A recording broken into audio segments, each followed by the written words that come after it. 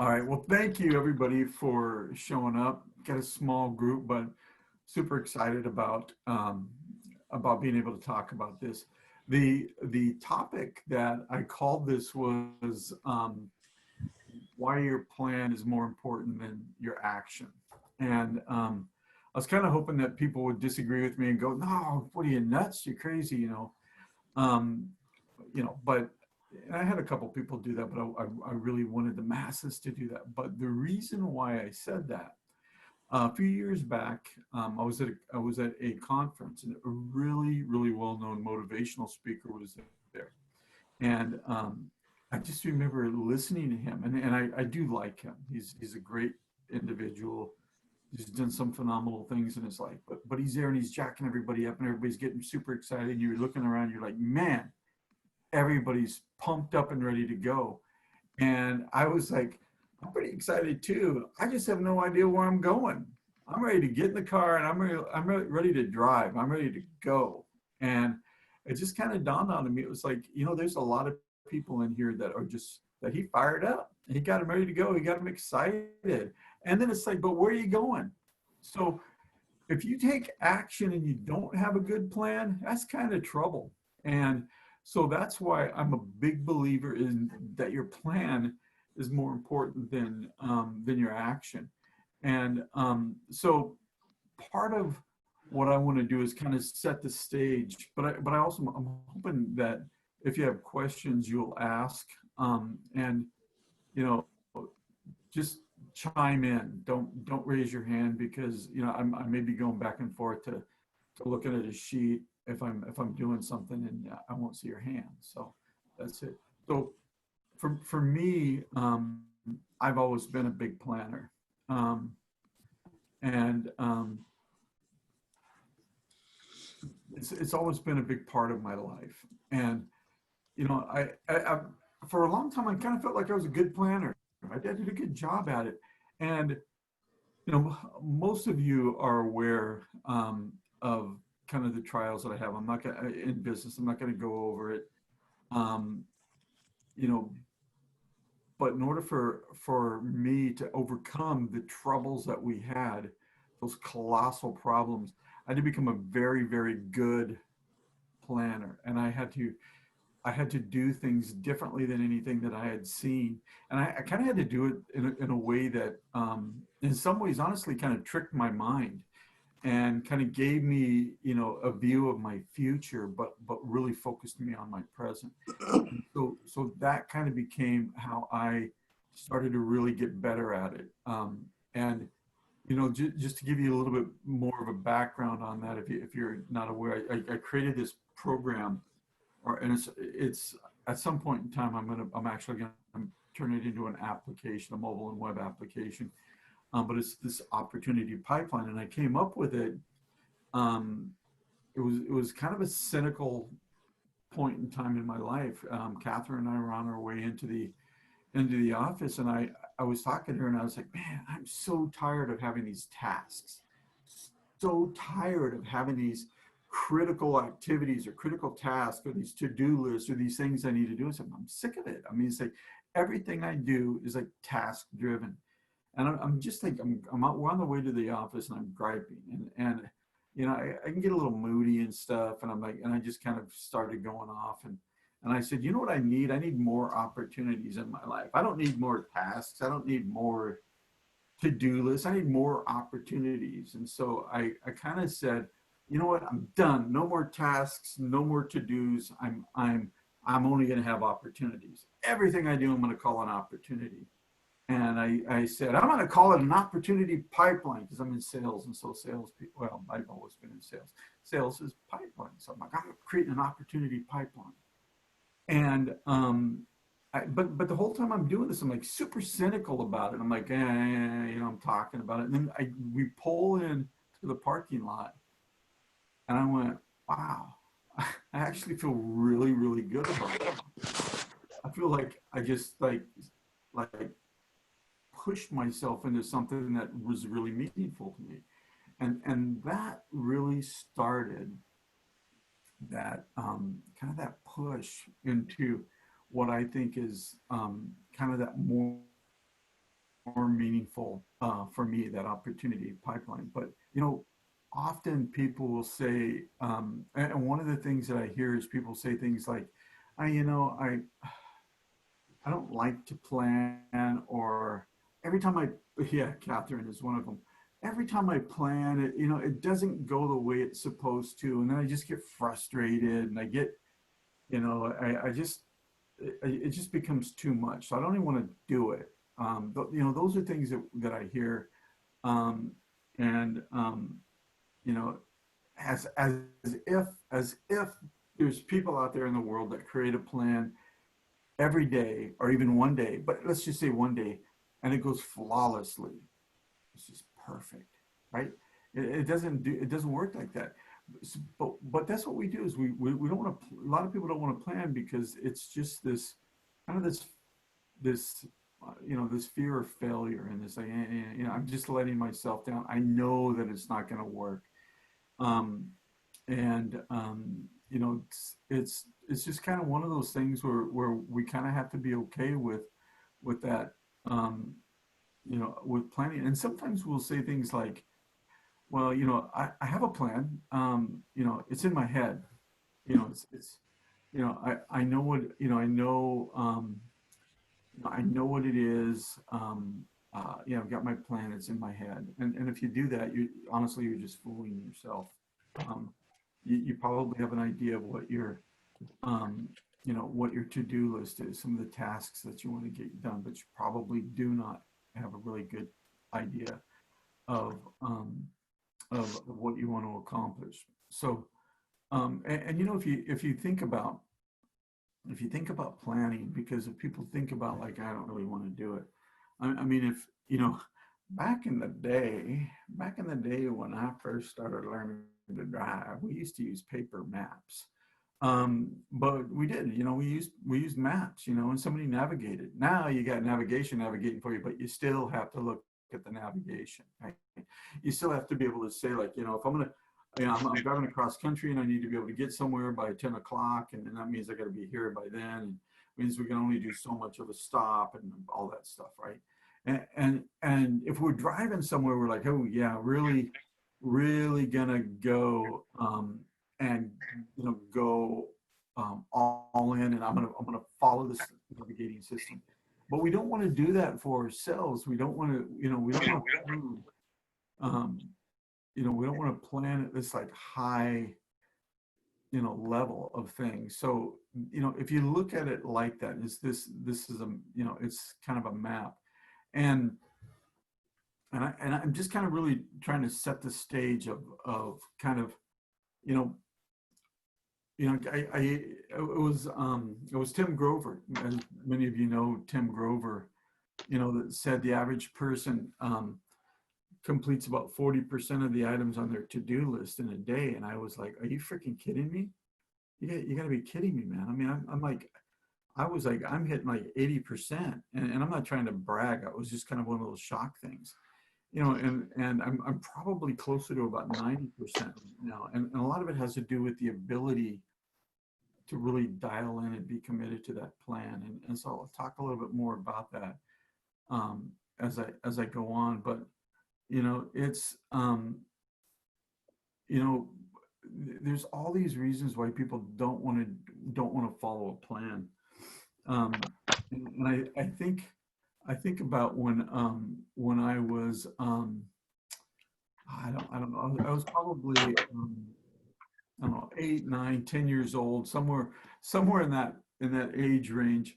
And I remember being out on a farm, and somebody telling me like, "Hey, go out and get water." And there was this like hand cranked water pump, and I just remember going out there and just pumping that thing, pumping that thing, pumping, and just like going, man, this is just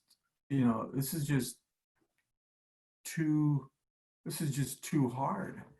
And I just got kind of walked away and went, yeah, this is just, I can't do it. And the person I was with pulled me back over and said, talk to me about how you pump it and how you crank it, and that the more you do it, the easier it becomes, and the more you get to, you just you become better at it. And I just remember how much I hated that and how much I was like, I don't ever want to do this again. And I think sometimes that's what people do is they plan and they come back and they're like, I really don't want to plan at that level. I don't want to get into that, and to do that. And if you, and it's kind of interesting because, in the book, and it's funny because I don't catch crap. I catch a little crap because I talk about NASCAR, and I know I like NASCAR. I don't know a lot about it, right? But NASCAR is like a series of left turns for like 8 billion miles, and but what fascinates me about it is NASCAR is really one in the pit. You know, it's you know our it's going in there and having that plan. It's like, you know, if we're this far into the race, do we change tires? Do we top the gas off all the way, or do we just like, or do we just put enough in to get us through the race? And it's just a series of, you know, winning. Sometimes they win the race because they win the pit, and they've won the plan. And that's kind of what you need to do, or we need to do, is be able to start to kind of win the pit. It's not necessarily these big grand events that happen. It's what we do as we plan, as we line up and we plan and do that. So, and then the other part is, it's just this great, the more you plan, the more you can kind of gain a visibility into your future. So I'm gonna show everybody the opportunity pipeline that I created and I used. But before I do that, anybody have any questions, comments, whatever? And you'll have to unmute yourself. Or if you don't know how to unmute yourself, you could always raise your hand and I could unmute you. But there's a chance I might just like. I've got a quick question for you, Tab. Sean. Yeah. So as you're talking about this, it really resonates with me because I struggle with building a plan because having worked in startups, having worked in tech and managing sales teams, there's always a go, take action, right? And that's always been the mantra. Even coming out of the gate, it's build a minimal viable product. We don't even need to know where it's going to go. And so everything is about speed. And when you start taking your time to plan and plot and even just A/B testing your marketing approach, there's this feeling that you're just not moving fast enough. And so I guess my question to you is, how perfect does the plan have to be for you to be able to say, at least I have a plan? Because you can always iterate on it, but like to what level do you have to initially have a plan? That's a great question. I mean, you could plan yourself to death, and you could just do it forever. The for me, the more important it is, the more detailed I get. So, I've one of the things that that I've seen is we in my company, as we develop like new service lines, is they're like, we're going to do this and this, and and we do. I mean, we move. We need to move quickly. It's just what we do.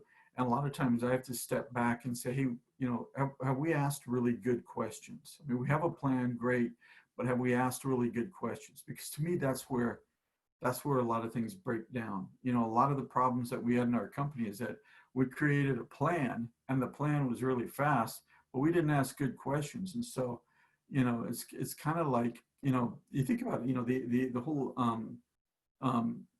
MVP model, in essence, that's a lot of what got us in trouble during the vaporware .bomb era, right? We were like, hey, this is what we're going to go out and sell this. It's like, well, maybe we should have a product we should sell first. So I get that, but I'm a huge believer in the more important it is, the greater detail I'm going to spend on the plan. And I have gotten pushback from people, even in my own company, and I'll come back and I'll say, hey, what happens if this happens?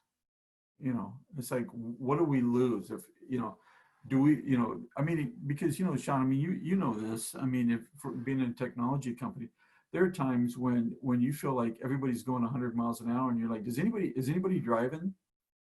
Does anybody really know where we're going, or are we just going fast? And that's, to me, the problem is, don't go fast to go fast. Go fast to go in the right direction of where you're going. And, if you have good people, somebody's creating a plan and then just dictating it. If you don't have anybody creating a plan and people are just dictating, honestly, man, for me, I'm getting off the bus. I'm just like, I'm freaking off this bus because, you know, anyway, that's me. I don't know if that answers your question, but that's my opinion. That was helpful. Thank you. Yeah. So any other questions? I have a comment. First off, this meeting could not have happened at a better time. So I'm Awesome. right in the middle of trying to come up with plans, not only for myself. For those of you who don't know, I am the VP of a chain of body shops. They have 4 locations, and I handle all the operations, and they've tasked me with coming up with plans for each department of basically what a perfect day would look like for each of them. So that way we can essentially compartmentalize them. So that way we can try to make a day that is never the same a little bit more standard. And it's been challenging. So I'm super, super excited to be going over this information. Awesome. And I'm looking forward to bouncing some ideas off each other. Yeah. And so just so most of you don't know, Andrew or Andy, whatever you go by, you're going by Andrew, sometimes Andy. He's my nephew. Just, yeah, anyway, I'm super proud of a lot of what this guy's accomplished in his life. I see a lot of parallels between him and me, except he's younger and not quite as good looking. So, there's trade-offs. But I got it better myself. yeah, man. So, but Andy, I'll tell you this: if you ever think I can help you and your team and do something like this for everybody, I'm there for you. So just kind of remember that, and I'd say that for everybody. My goal is to help. So if you think I can help people, I'm more than willing to do that. So just kind of remember that.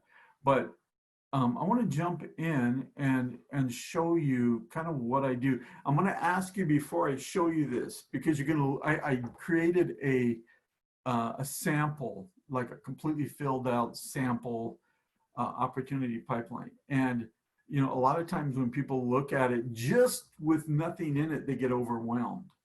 And they're like, oh, there's just too much. And the reason why I'm telling you, don't get overwhelmed and you're going to have this desire to just want to like look at everything.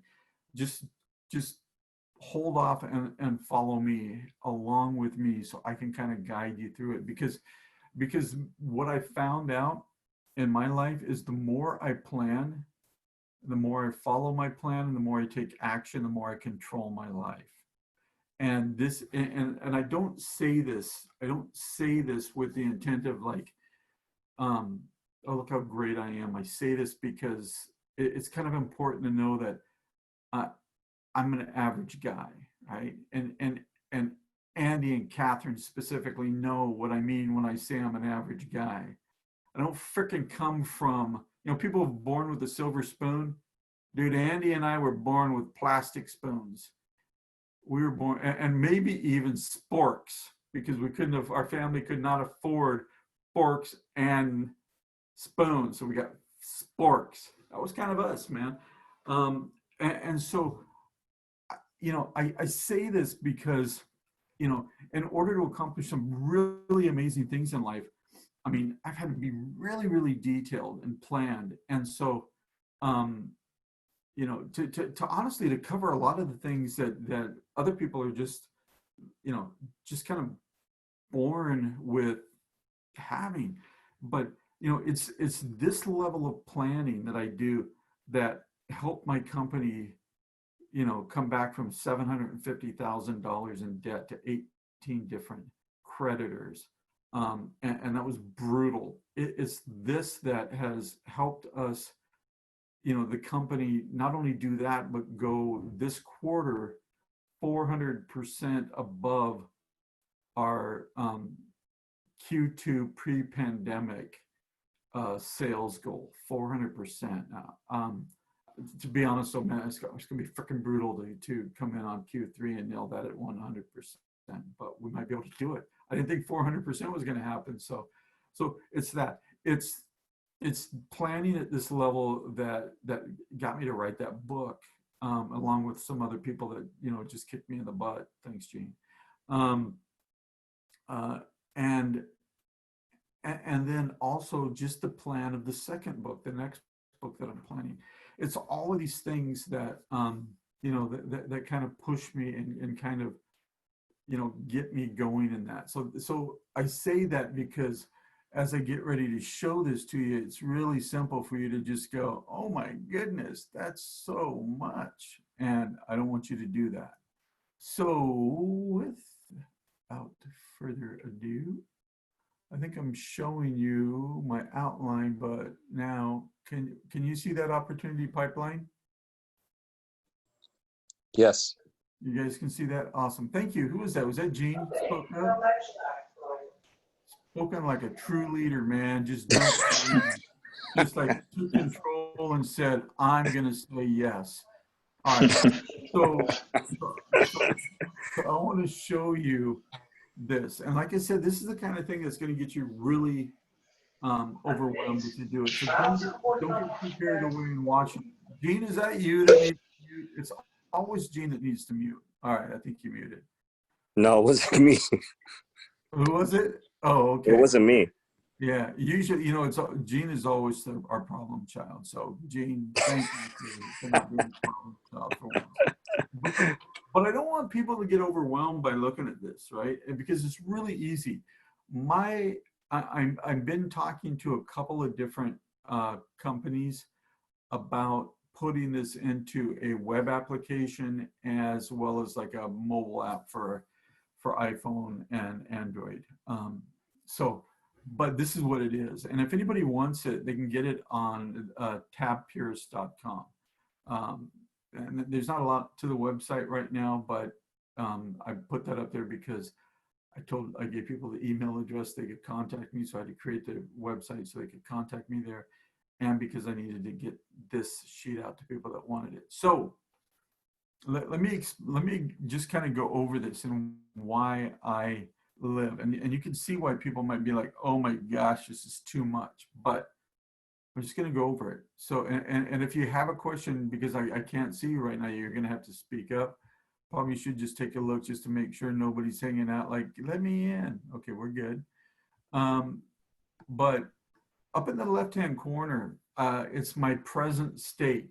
I'm not a big fan of vision boards. I know a lot of people believe in them, and if you do and they work for you, then keep doing it. If they don't work for you, then don't do them. But I remember going and doing a vision board, my son and daughter-in-law's house, and we were doing, everybody's doing it, and I was like, well, I want to be a part of it. And I created this vision board, and then like, I didn't look at it. Like 3, 4, or 5 months goes by, and I'm like, what the freaking crap is that? Did I really want that? Was that something that was really important to me? I'm like, I think it was just, kind of just stuff, and I didn't need that. So I created this, like my present is, because it's kind of like an ode to the vision board, right? And by the way, I made all this crap up, right? This is like all made up crap. So I just said, Caliber's revenue is 10 million annually, and I make $1 million. I have $10 million in cash, and I own 1,000 apartments. I don't even know that I own apartments, but I put it in there. I own 1,000 apartments. My book has led me to, and I just like randomly put stuff in there. And I definitely don't want to own a home that's worth $7 million. That just seems ridiculous. But anyway, the point is, I created this. The point of this is just honestly, so my mind can, maybe have a place to go play, right? And it's kind of like, the future. One of the things that I found out by doing this is, even though I don't, I don't like spend a lot of time there, I do look at that every day. And what I started to find out is some of the things that I have in my present state are going to gravitate and move into the 2021 opportunities. And that's something that I didn't necessarily see, where it's like it's not fully going to move in, but maybe as an example, I might say like, hey, you know what? I think Caliber is going to do like $6 or $7 million. Right? We're a service-based company. That's a lot of money. I think we can do that. And then, you know what I mean? So it starts to do that. Again, if you have questions, speak up, because I can't see your hands. But the 2020 opportunities. So that my present is just kind of a play area. And then there's a couple things that I'm trying to do here. One is I'm trying to create like a strategic view, right? And so when you look at 2020 opportunities, and by the way, if you use this, and this is like perfect timing, we're moving into July, 6 months left in the year. You still have time to do a 2020, opportunity half-year model, and then kick it into 2021. Or if anybody watches this later, you just start it and add in the rest of the months. But but for me, I put in there in this one here, that I'm gonna have 5 speaking engagements in 2021, and I'm gonna do 1 seminar. I'm gonna make $20,000 off of off of whatever this book business is I have. So I'm going to do that. Caliber's revenue is going to be 1.2. We're blowing that out of the water. I'm like, I made it 880. Some of these are actually real because I just got lazy and I was like, I'm just going to put them in there. Then like the 3P&T, 250,000 is what Catherine's business will make. And then like savings and then credit scores and stuff like that. But the reason why I put this in there, the 2020, is because these are the things that I really want to accomplish this year, right? These are my longish, right, view of what I want to accomplish. Because if I don't know where I'm going this year, I have no idea whether I'm going to get there or not. And the chances are I'm not going to get there. So that's the 2020 is, to me, your strategic of what it is you're going to accomplish this year, right? And by the way, if you haven't figured it out, green means I've hit it. Red means that I didn't, right? And I tend to save these, and that way I can kind of go back and look. And I look at some specific things, not everything. And then, and I'll say this, I'm going to talk about this and I'll stop for a second and see if we can get any questions. But when I look at the monthly opportunity, and you can see I call everything an opportunity, right? Because it's an opportunity pipeline. So, but as I look at the month opportunities, it's not, this is 1/12 of the 2020 objective, because usually what happens is on the front end of that, it takes you a while to ramp up. So the last 6 months is going to be much more difficult than the first 6 months, because the first 6 months, or especially the 1, 2, 3 or whatever, is going to be ramping up to hitting that 2020 goal, right? So the first month, I might do something like I'm gonna, these are the things I'm gonna do, and this one here, I do have these refiners group. I've got this refiners group, and I like to have 10 people in each one of them. So I did that 10-10, 100 books sold, 72. And honestly, to be honest with you, sometimes you're gonna look at these and you're like, that was a dumb opportunity. It doesn't really matter. That book thing doesn't really matter. But new podcasts, new speaking, that matters. 10 new business opportunities for Caliber, that matters. I've got to get, and that's a real one. I got to get 2 more this month. Our sales, I wanted 900. And that was not our original goal. That was the updated one, 995. You see what I'm saying? These are all the things that I want to accomplish in the month, and all the month ones lead into the 2020. So I am going to take a break and see if anybody has any questions about that before I continue to go over that opportunity pipeline. Anybody? Give me I'm just breathing. Nothing? Got it? Okay. So, oh, Carlos, you got a question? Or are you just waving at me? Oh, no, no. Thank you, Tom, by the way, for taking that your precious time to offer this information. I have to acknowledge I'm guilty. I haven't got your book yet, but I just ordered in Amazon and Audible before the call. So one question, what's the longest that you plan for? I see that you have monthly goals here and weekly. Do you make like 5 years goals or a year's goals? I do that, but I don't really track it just because, Understand. my entire life I've done 5 and 10-year goals, and it's funny, we set a 10-year goal at Caliber, and we've been setting a 10-year goal at Caliber for 10 years. This is our 10th year, and each year we reset our 10-year goal, and it's like finally dawned on me. I'm like, is anybody tracking like a year 7, a year 6, a year 5? Are we tracking that? And so I do follow that, but my own personal experience is that anything I go out beyond a year, I start to lose the ability to track it. Now I will say this is what I'm going to do this year, and then that's going to bleed into this year. But on this sheet, I don't do that. It's either I'm either like I start at the top at my present, which is just like a playground, and then 2020 is where I start to really dial it in. So that's just something you have on the background, and you focus is more on the next, I said, short-term goals, right? Yeah. Like monthly and and weekly. So kind of on that, I'm not, I think, and this is like no great shake and like, oh my gosh, that's brilliant. But I tend to focus very little on my past. I don't really care about my past. I only care about my past is if it can impact my future positively. Otherwise, I don't care, because I hear that all the time. Like I hear people go, oh, I wish I would have done this or whatever. It's like, what are you going to do, man? You're just going to freaking wish all day long about it and just, talk about the crap that you could have, would have, should have done. Here you are. Move on.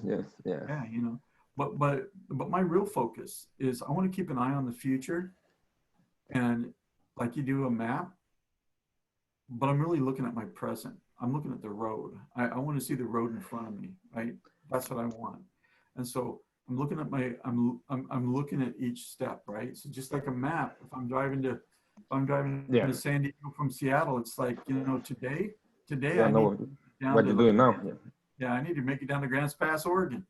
And then it's going to be, what steps need to be taken to get there, kind of on that. So good question. All right. Thank you. Yeah. Anything else? You said this is available on your website, correct? This template. I know that's original. Yeah, you can get it there. All right. Thank you. I'm going to get the book too, but thank you. Cool. So I'm going to keep going on with this. So, the kind of the next thing then, so once you turn into your monthly, it's really kind of in my opinion, a blend between the strategic and the tactical. It's like, I got to get in there and do it, but it's still like something that I'm pushing for. When I get down to the weekly opportunities, to me, this is when it really starts to be like, these are the things that I'm doing this week. And every Sunday night I go over and I fill that out. I'm like, these are the things I'm going to do this week. And this past week it was like, I need to find one more refiner member. I did that. I got to plan out my Q3, Q4 sales and revenue goals. I did that. I had a guy I was looking at hiring to help support a partner. I made a decision on that. I wanted to add 3 new opportunities at a total value of $50,000. unless people start contacting me today or tomorrow, I missed that. I got one opportunity, 37,000. So I put that in red. You know, find 3 new podcasts to be on. I found 3 podcasts to be on, you know, and then, determine, and then one of the things I wanted to do is, because I can't believe I wrote a book, and now I can't believe I'm getting ready to write a second book, but I wanted to determine what it was what the subject line is going to, or the subject is going to be. And I did that. And then I got, tomorrow night, I'm discussing the marketing plan. So that's it. Everything I'm doing is weekly, right? That's it. And then if you can start to tell everything I'm doing, I'm saying weekly has got to hit my monthly, and my monthly has got to hit my 2020. Okay. You see that? I mean, that's why I go at this detail. And then I'm going to look, and this part here is just completely made up, right? So then I'm looking at my daily opportunities, and these might be like, I always do 6, and you can do how many of you, I say don't do any more than 6. You could do, less than that. But, today I said, I'm going to find one opportunity or one new podcast.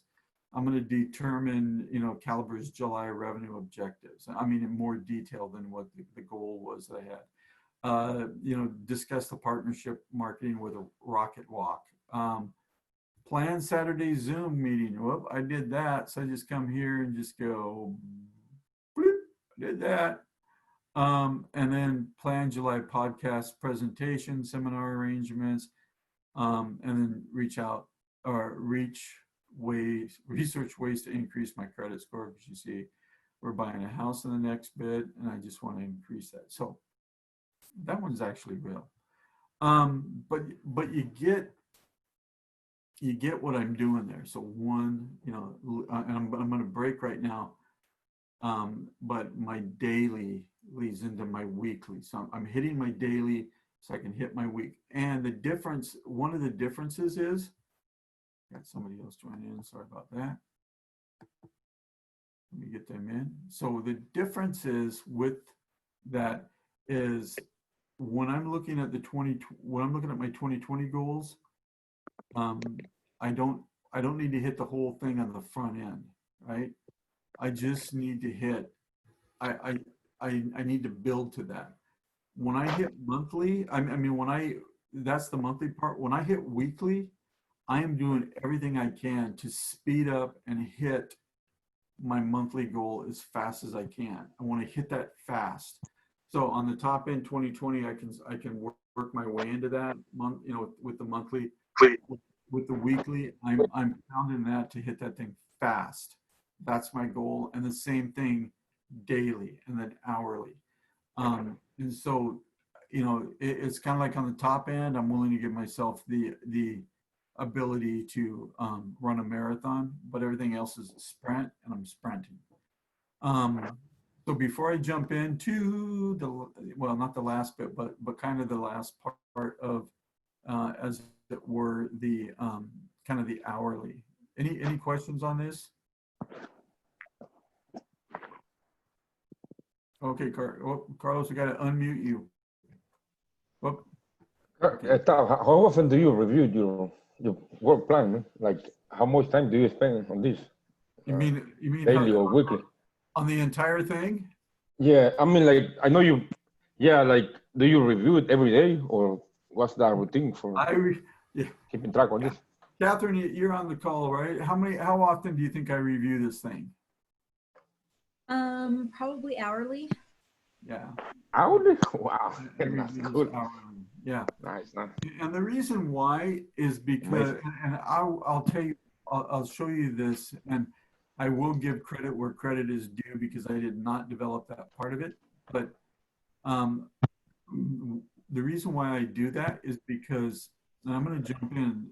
I'll come back to. Anybody have any other questions before I jump into talk? Thank you. No questions. Okay. So the reason why I do that, and I'm just focusing on this hourly opportunity. So I created this whole entire thing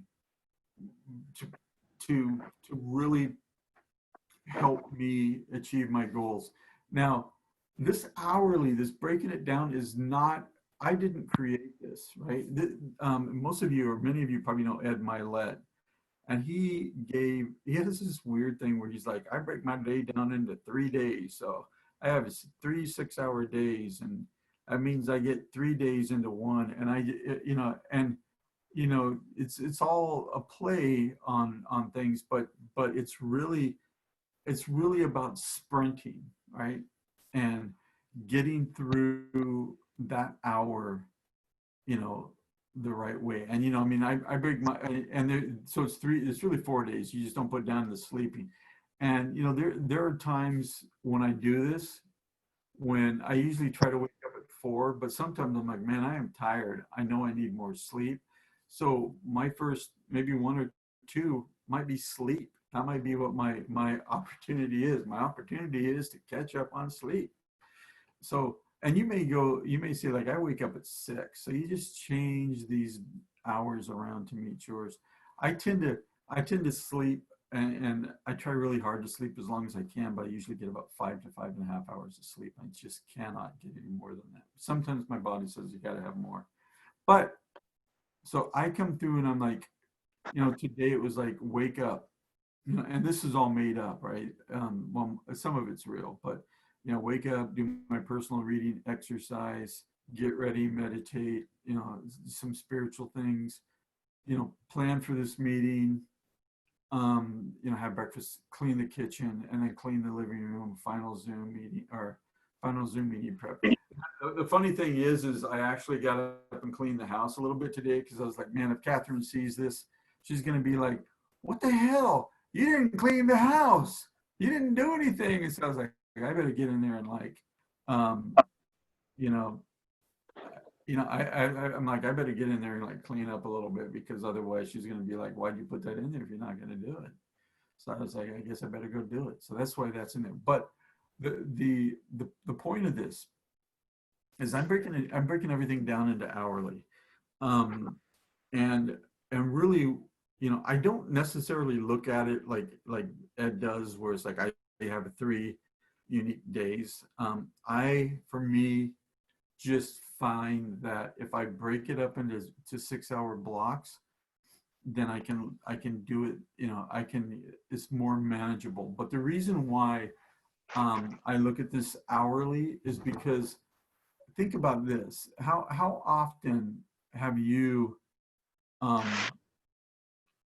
done something, or have a plan or whatever, and you can go a day or 2 days or a week or a month, and you lose track, and you're like, man, I was doing something. I just can't remember what it is, but I was doing something. Oh yeah, that's what it is. I got to get restarted. By looking at it hourly, I have an opportunity, and every hour I just take a minute and say, how was that hour? I don't need to like overanalyze it. I mean, I know, right? Right? I mean, if you're like, how was that hour? Well, let's see. I just spent a full hour looking at the Lithuanian Professional Basketball League. That was a pretty bad hour. I didn't get much done. You know what I mean? So it's like, what's going on. And so the goal is I just want to be able to look and see, did I do it? And the great thing is I can look at it. And sometimes I'm going to look at it and I'm going to say, like, hey, you know what? I did everything on there, but I didn't plan it really well. And therefore it went well, but I didn't plan well. So I'm going to give myself a great score. But I tend to do this like in the yellow, and this yellow part is not anything Ed does. That was me. It's like, I just want to every once in a while just like, give myself a grade. Like, how was that 6 hours? And so I'm like, all right, I'm going to give myself an 8.4. I like decimal points, because sometimes I'm like, 7 seems too low. 8 seems too high. And that's just me. So it's like, I'm going to give myself a 7.6, whatever.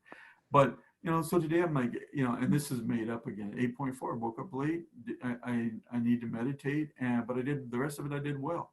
But the point is I'm doing this. And again, every bit of this leads into the next. So the hours leads into the day leads into the week leads into the month, and the month leads into the year.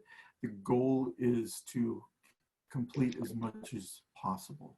So I'm going to stop just for a second, and then I'll kind of catch up some of the uh,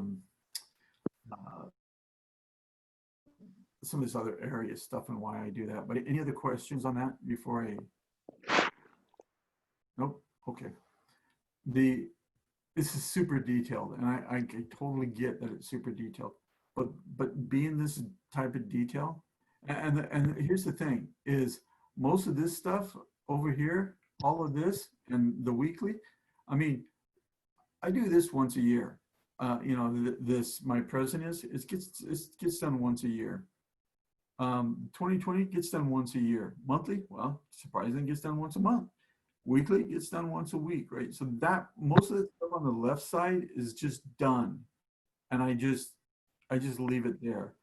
And then what I really spend my time changing for the most part, that is my focus, is that daily and that hourly. Okay, so maybe that'll help. I'll tell you about some of this other stuff here, kind of in a second. But any questions on that before I close this up and finish that up? If you do, just jump in.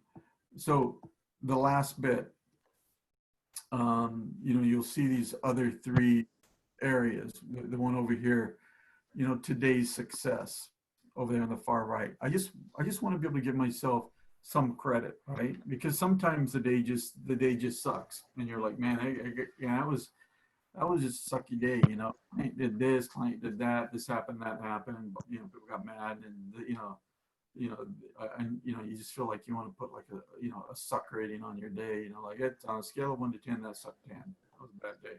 So today's success is the opportunity for me to this is what I did today, right?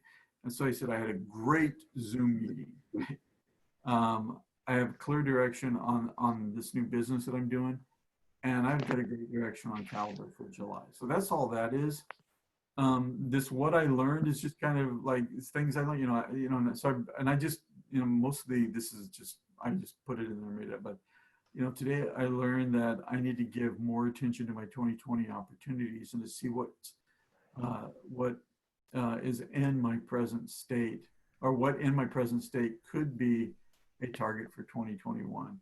I've learned that my present state isn't that far from a reality.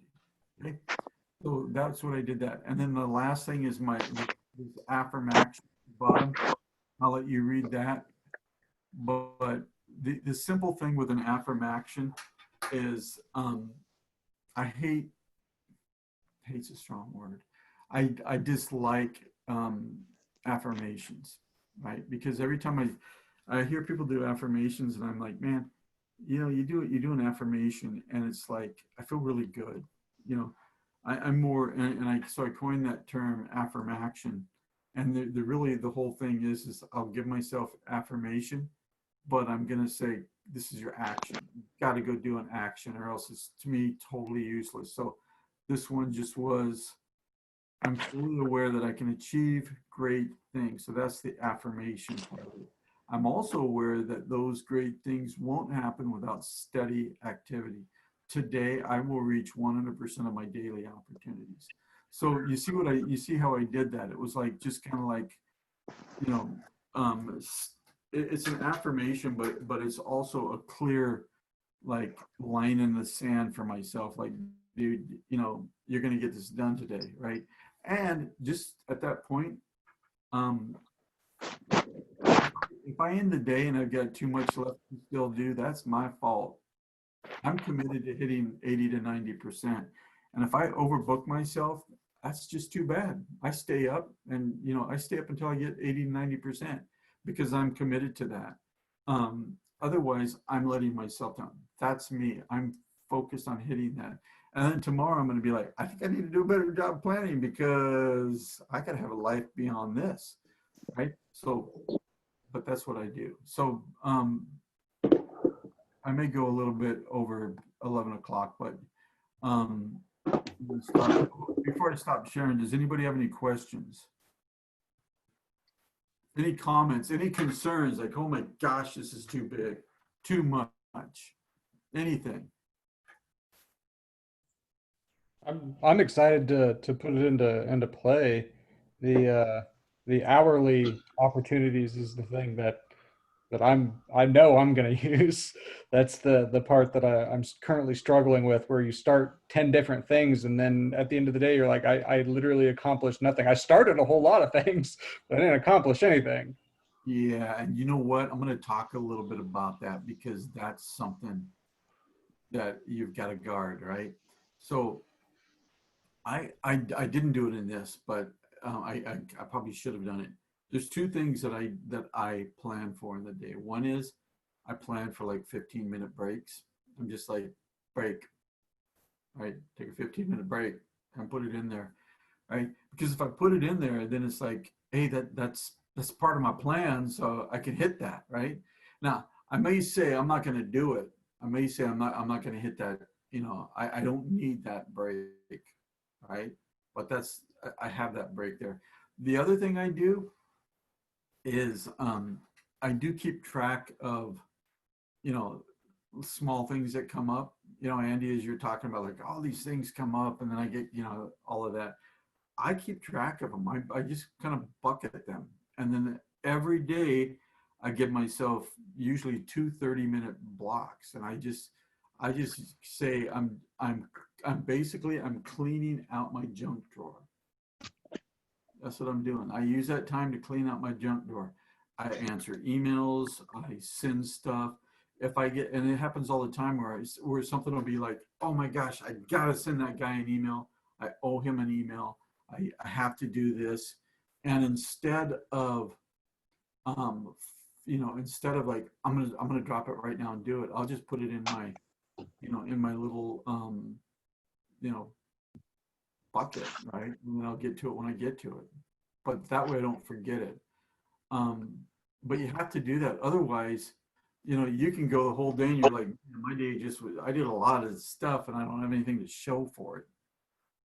And so that's why I do that. But, even though you follow the day, you really got to know where you're going. So that's why you got to have you follow the hour, but you got to have the day. You got to know where you're going today. You got to know where you're going in the week, the month, the year. If you don't do that, you're just going to find out that you're slaying a day, but you don't know what, your future's a day. Well, correct me if I'm wrong on this. This is the way I'm seeing it, the way I'm interpreting it, is it's all just trickle down. You have the year, which needs to trickle down into your opportunities for the month, which trickle down to the week, which trickle down to day. If you're just making a plan for the year, month, and week, and then doing your day, and they don't align, then the whole column on the left is pointless. Yep. Except I would flip that, right? I would flip that and say, even though it's not flipped on that sheet, your 2020 is down here at the bottom, and then your month and your week and your day and your hours, and each time you do it, they trickle down and fill up that 2020, right? So but it's the same idea. It all bleeds or flows into the 2020. So, you can look and you can say, there's times I look and I'm like, man, on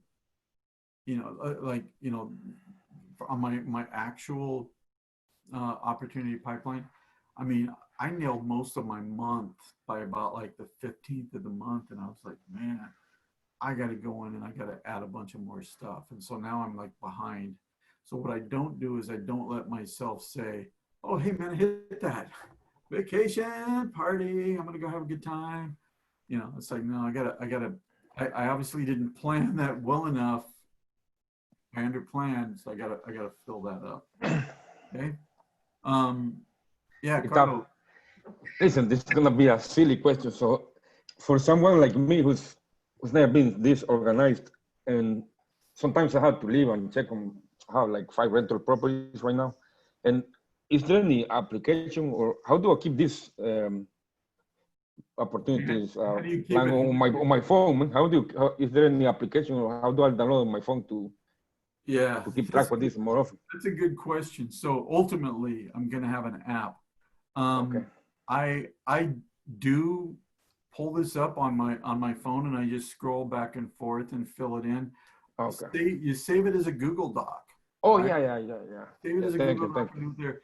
And Sebastian Cruz, right? He uses this, and he uses it all on the mobile. So I don't know. Thank I'm in front of my laptop so much that I don't necessarily need to do that. But that's not a stupid question at all. No, thank you, thank you. Yeah, yeah. Any other questions? And if I'm gonna shut this, stop sharing. I can almost share again, but I just kind of want to final thoughts on this, right?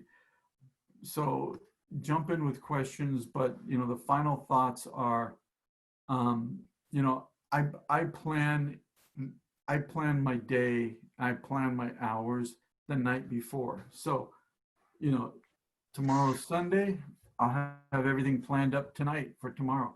And sometimes I plan everything. So I might be like, hey, tomorrow's kind of a light day, but these are the things I'm going to do. And I'll even put down like personal, the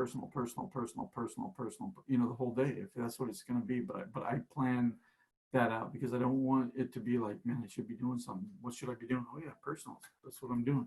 So I plan that out the night before. I plan out my day. I plan out my hours, and then I review. How am I doing for the week? How am I doing for the month? I do that just quickly. And part of the reason why I do that is because I'm a firm believer that there's studies out there that say that we spend 10% of our time in, we spend 10% of our time in the conscious thought, and 100% of our time our subconscious never sleeps. So you think about that, how many times have you ever had something where you've just had a really bad day or something's going on, and then all you do all night long is dream about that? You just think about that, and it's just always when you wake up, you're like, man, that sucked. Thought about that all day yesterday. I thought about that all night. So your subconscious is real, that it really, that it can, that it can solve your problems. A lot of your problems can be solved. And I even talk about it in the book where, I give my subconscious a problem every night, just one problem to solve or one thing to solve, maybe an opportunity, right? I don't want to just do problems, but an opportunity. And I'm looking at this and I'm saying to myself, the company needs to find more revenue. We need to find more revenue. So I say to my subconscious, go find me more revenue. And I'm just like, there you go. Now you get something to do tonight. And so I dream about this guy that comes along and says, hey, interested in investing in your company, but he does some research and he's like, I'm not really interested in your company, but you know what? You did a great job this far. I'm going to write you a check, and I have it in the book, but it's like $2.1 million just to say good job. And I wake, and it's all I'm like really happy, right? Because the guy's got $2.1 million because I did a good job. And I wake up and I'm like happy, and then I start laughing. I'm like, wow, okay, so I need to give it a little bit more direction of like what to go find, because that isn't really going to happen. But it kind of gave me this like, my subconscious actually tried to go out and create something, even though it created something that wasn't really usable, but at least gave me the thought that I could do that. So I go to bed and I try to think about the things that I have to do tomorrow, because if I do that, there's a greater likelihood I'm going to get up and I'm going to hit the ground. So that's one of the things I would tell you. The other part, a couple of other things. The more you plan, the more, if you have problems with focus, the more you plan and the more you monitor this, the greater your focus will increase. It just will, because you're going to be so aware of what you want to accomplish in life that your focus will improve. And we talked about things like it's not, that it's not going to go the way you want it to go. So, you got to plan, review, check, restate over and over again. And you have to do that because it's just not going to go the way that you want it to go. It's never going to go the way that you want it to go. And be okay with that. That was one of the things that, Catherine early on was like, I hate planning because I never get it done and I always get off track. But yeah, well, guess what? You got to be okay with that. And you got to be willing to go back in and plan. And like, you can't be like, well, I screwed that up. Yeah, it's 7 o'clock in the morning. I'm done. This day's toast. I'm not, you got to be able to say, okay, 7 o'clock in the morning, I was supposed to be up at 4, here I am asleep. It looks like I got some time, I can get some other stuff done. You just got to rearrange it, restate, replan, and move forward. So it's really important that you do that and give, just realize that everybody's doing that. I am restating my plan all the time and redoing it. And it's just really important that you're okay with that. The other thing, I mentioned this, be aware of your future, keep an eye on it, plan for it, but, stay in the present and make the present work for the future. But stay away from the past unless it benefits your future. Because so often people spend time thinking about their past, and it's like, you either had great glory years and you're like, man, I was a quarterback on a high school team and I threw for 8,000 yards and all this other stuff. It's like, hey, that was great. That was 30 years ago, or it sucked. Either way, it doesn't do you any good. So, stay on the plan or stay present as much as possible, other than what it helps you in your present and your future. And then just kind of a couple final things. The more I do this, the more I plan, and the more I really stay on top of that plan, the more I feel that, and I don't want to say that I outrun all of my problems, or I don't have problems, or because there's always external forces and things like that come up. But the more that you can plan, the more or the less likely you're going to be subjected to things that are in your control or were in your control that you freely gave up, if that makes sense. So the more you plan, the more you focus, the more you do, the greater likelihood that those things that you create will be positive and not things where you're like, well, I screwed that up. Anyway, and then probably the final thing I would say is, just remember, you're trying to play you're playing the long game. You're playing to win at life, right? And you gotta realize that, you can, if you live to be 80, you can sit back and go, well, I slayed that, right? And, yesterday, at our refiners quarterly meeting, we had a guy that was 70 years old that was talking to us, and that dude did not look any older than 45 to me. And he was pumped up, ready to go. He runs marathons. He's nationally ranked in track and field. That dude is crazy. And that could be any one of us, or we just choose to sit back and roll over and like a dog and let somebody scratch our belly. So I'm just saying, don't let anybody scratch your belly. So how's that for a way to end? Anyway, so I'm done. If anybody has any final questions, please ask. This is recorded, so you'll be able to go back and watch it again if you're so inclined. I don't have a question, but I did have a comment. And that is planning in that like buffer zone that you were talking about. Because like Carlos, I was like totally like, oh my gosh, this is just too overwhelming to even do. But having that buffer of, like you were talking about your junk drawer, and planning that time that is just like open to kind of catch up, or if you go over on one thing or whatever, that was a huge thing for me, because my mentality has been, if I do a plan, I want to stick to the plan. So just like you were talking about. So, but if I have that buffer zone in there, then I know that, okay, well, if I get off a little bit, it's not that big of a deal, because I can make it up, or I can take care of whatever it is that comes up in that buffer zone. So for me, that was a big deal, because otherwise I'm like, well, I'm off plan. I might screw it. I might as well just not even do it for the day. So kind of a perfectionist that way, I guess. But having the buffer zone, I like. And I will say this, it's funny because I've read my book and I've listened to my book, and there were times when I'm like, oh man, I freaking got this. I got to get back on that. I sound like I'm just a freaking boss. and I was when I wrote that. But at this point in time, I need to get back on that, right? I mean, I'm not going to sit there and say, I'm freaking perfect. I just do all these things. I mean, when I have this junk drawer, but I guarantee you, man, there's times I'm like, damn it, I went ahead and did it anyway. I didn't mean to do it, and I did it. And I kick myself, and I'm like, all right, focus, junk drawer, right?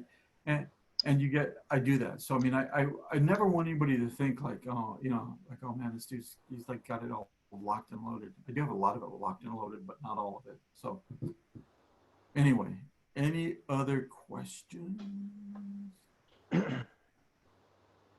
right. Well, if you do, you know where to find me. All of you should know where to find me. I'd love to help if I can. Again, tabpierce.com if you want to get a copy of that. And if you have questions along the way, just ask me. I mean, I hope someday I'm too busy that I can't help everybody, but I'm nowhere near that right now in my life. So, and then of course, if I am too busy, hopefully I can have people that will help other people. So anyway, thank you, everybody. I appreciate everybody being here. Thank you, Tab. Thank you. Thank you very much. Thanks, Tab. Great talk.